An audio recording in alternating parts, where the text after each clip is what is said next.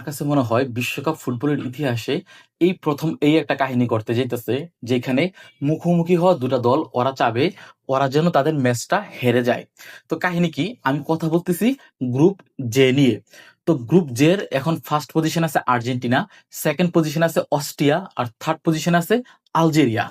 তো এই যে গ্রুপ জে, এটার সেকেন্ড পজিশনে যারা আছে তাদের রাউন্ড অফ 32 তে খেলতে হবে কাদের সাথে জানেন? গ্রুপ এইচ এর উইনারদের সাথে। তো গ্রুপ এইচ এর উইনার কারা?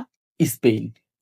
আর থার্ড পজিশনে যারা আছে তাদের খেলতে হবে গ্রুপ ডি এর উইনারদের সাথে। তো গ্রুপ ডি এর উইনার কে জানেন? গ্রুপ ডি এর উইনার হচ্ছে ইউএসএ। এখন ইউএসএ কিন্তু এই টুর্নামেন্টে ভালোই খেলতেছে, বাট তারপরেও স্পেনের মতো না কিন্তু। এই সেকেন্ড পজিশনে থাকলে খেলতে হবে স্পেনের সাথে, আর থার্ড পজিশনে খেলতে হবে হচ্ছে আমেরিকার সাথে।